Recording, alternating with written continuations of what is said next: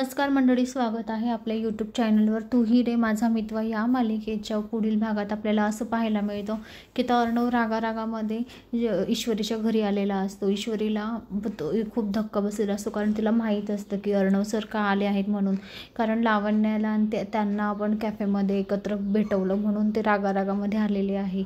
तर आता इकडे ईश्वरी तिच्या आईला सांगत असते की आई हे बघ ना, अर्णव सर आजी मला खूप फोर्स करतात की अर्णव सरांशी तू बोल आणि लावण्याचं आणि अर्णवचं लग्न त्यांना मदत कर, लग्न झालं पाहिजे त्यांचं।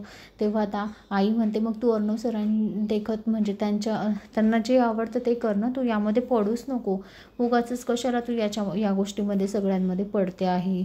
तर हे बघ, तुला जे वाटतं मनाला ते कर आणि अर्णव सरांना जे वाटतं ते करू दे, जबरदस्ती लग्न लावू ना ते थोडी सुखी राहणार आहे बेटा, असं आता ईश्वरीची आई ईश्वरीला सांगत असते। तेव्हा आता ईश्वरी म्हणते हो आई, मी पण तेच म्हणते लावण्य मॅडम अर्णव सरांना अजिबात परफेक्ट नाही आहे, त्या जमीन आसमानचा फरक आहे त्यांच्यामध्ये, फक्त गोड गोड मिरवण्यासाठी आहेत, बाकी काही नाही त्यांच्यामध्ये असं ती आता ईश्वरी तिच्या आईला सांगत असते। तेव्हा आता ईश्वरीची आई म्हणते हे बघ, जे हवं आहे ते कर, अर्णव सरांच्या पुढे अजिबात जाऊ नको, असं तर तिची आई सांगत असते तिला। तर आता इकडे दुसऱ्या दिवशी ईश्वरी आता अर्णव सरांच्या घरी आलेली असते कामासाठी। तेव्हा आता अर्णव सगळ्यांना हॉलमध्ये बोलवतो आणि म्हणतो हे बघ, तुझी सॅलरी किती झाली, काय झाली, आता आजीची केअर करण्याची काही गरज नाही आहे, आज उद्यापासून तू काही कामावर यायचं नाही, असं आता अर्णव सगळ्यांदेखत आता ईश्वरीला बोलतो।